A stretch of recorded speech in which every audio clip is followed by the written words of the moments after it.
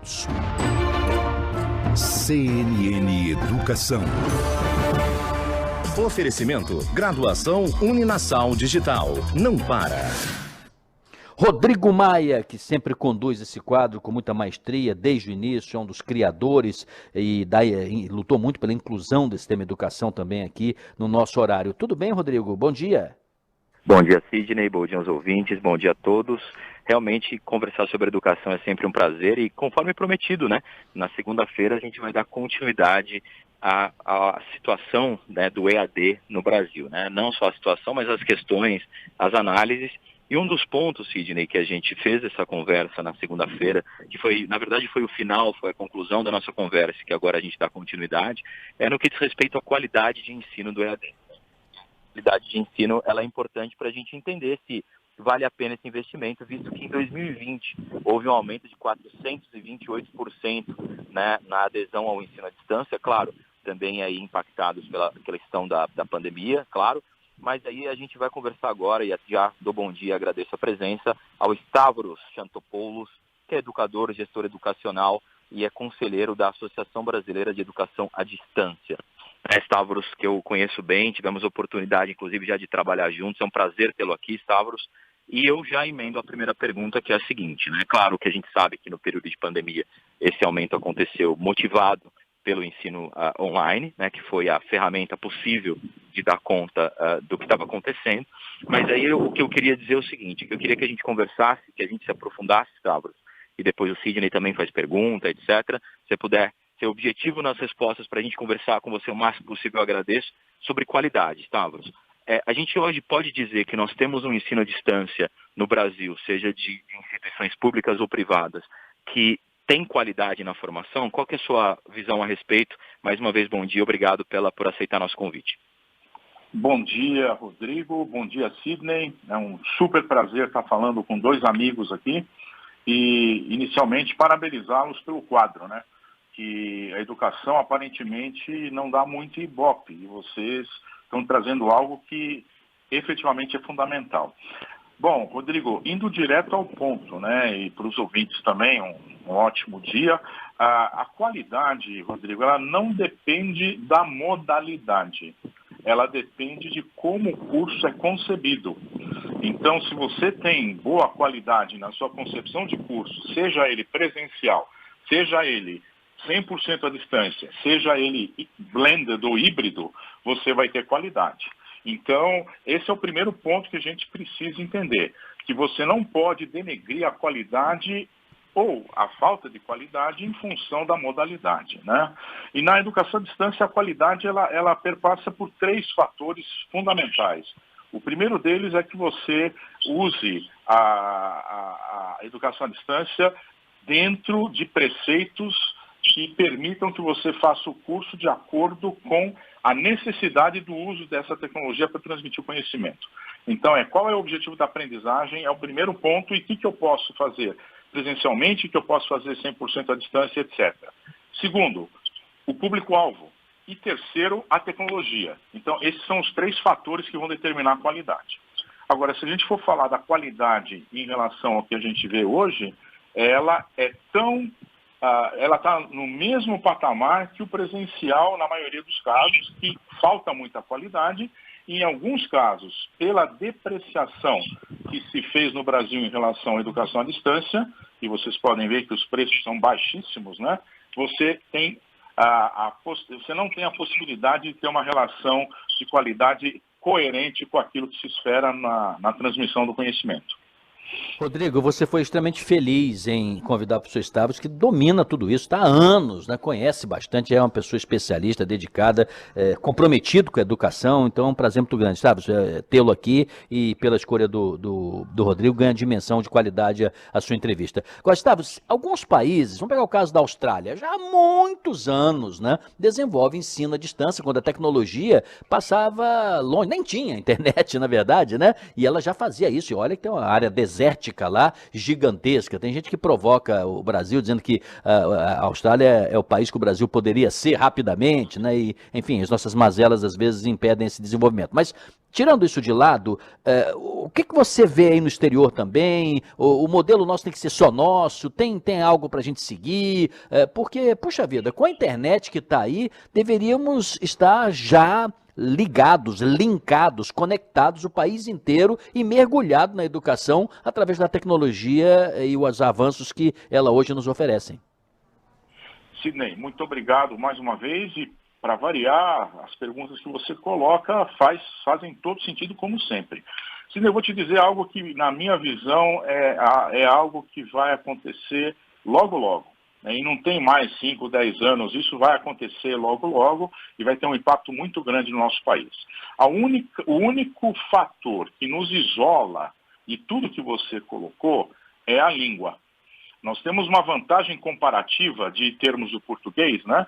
Que é muito difícil de alguém penetrar, tá certo?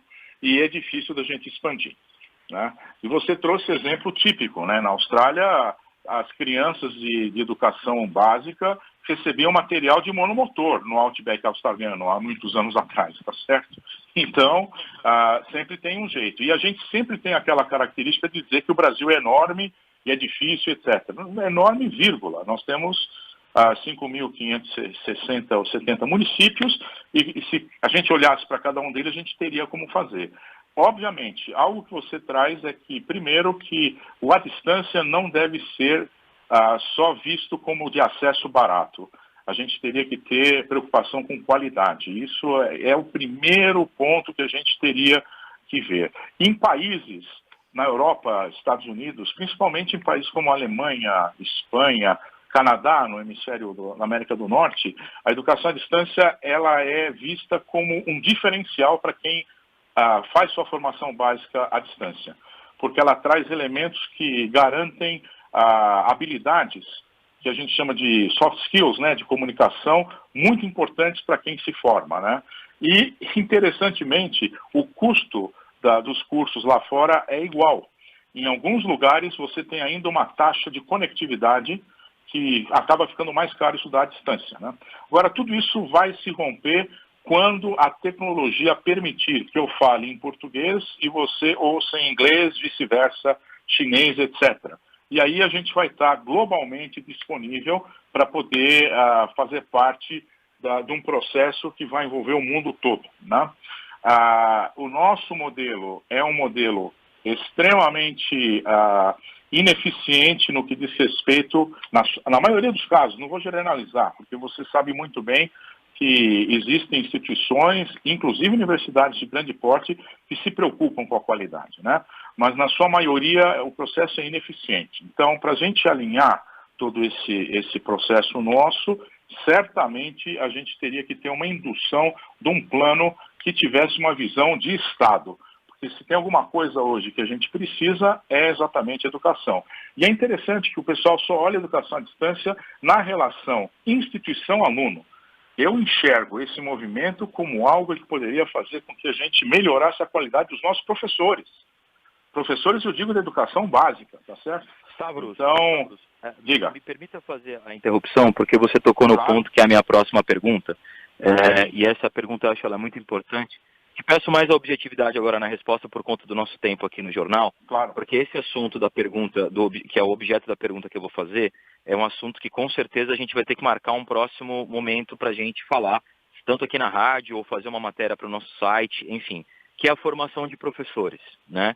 Então, eu queria que você falasse rapidamente nesse sentido. Há muita polêmica, nós dois somos da área da educação, há muita polêmica entre os próprios educadores, e eu digo polêmica no sentido das divergências, obviamente, né? Sobre a formação de professor pelo ensino à distância, né?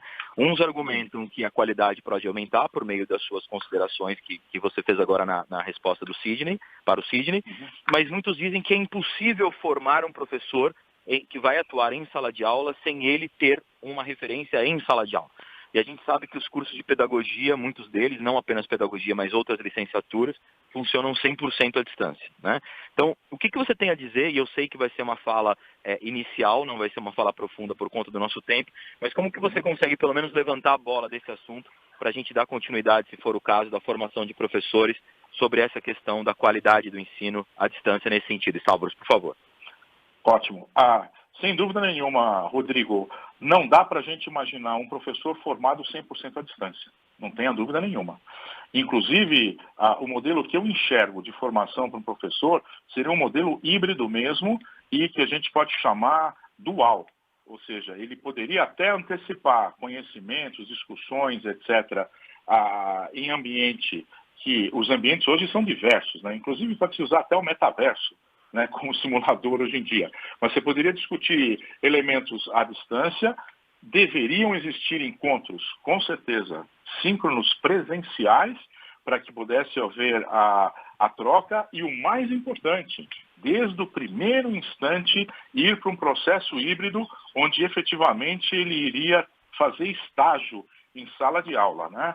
E isso seria, inclusive, algo alavancador, porque o jovem professor levaria para a sala de aula algo que a maioria dos professores que estão aí não tem, que é essa, vamos dizer assim, essa natividade digital. Então seria um processo de simbiose perfeita. O novo estuda de forma híbrida, ele vai para a sala de aula, leva isso para o ambiente e ele aproveita e ajuda a capacitar para o mundo digital aquele professor que não tem esse craquejo, apesar de ter muita experiência, sabedoria e conhecimento. Tá certo?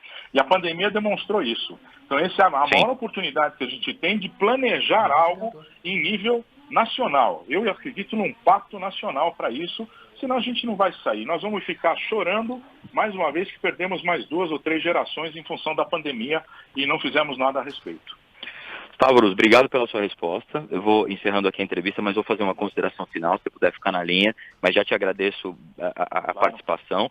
E coloco aqui, Sidney, para a gente fazer o nosso encerramento em um minutinho, que assim, esse é um assunto que a gente precisa aprofundar, porque há pessoas, há educadores, que ainda defendem, há instituições particulares enormes, que formam dezenas de milhares de alunos, né, somando todas, eu estou dizendo, dezenas de milhares de alunos de pedagogia e de outras licenciaturas por ano, com aulas 100% EAD. Então, acho que essa é uma discussão importante, esse é um debate importante para a gente ouvir os especialistas, e eu tenho certeza que a gente vai voltar nesse assunto. Se for o caso, a gente traz o Stavros mais uma vez, para, de repente, conversar com uma pessoa que pensa diferente, para a gente poder agregar conhecimento, porque o CNN Educação é isso, a gente quer buscar esses temas, aprofundar esses temas, analisar e informar não só o nosso ouvinte, mas trazer para todo mundo essas reflexões acerca da educação, que é um tema tão importante, Sidney. Você sabe que o professor Stavros quase foi ministro da Educação, né? Se a solução fosse técnica, o nome dele nessa foi época considerado. A gente trabalhava junto, Sidney, depois eu te conto. Tá, então você sabe disso, né? Porque eu não sei se o ouvinte sabe, né? Sabia?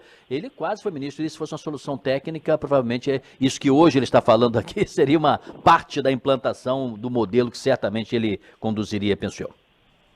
Muito obrigado, Stavros. Obrigado, Sidney. Na segunda-feira a gente está de volta com o CNN Educação.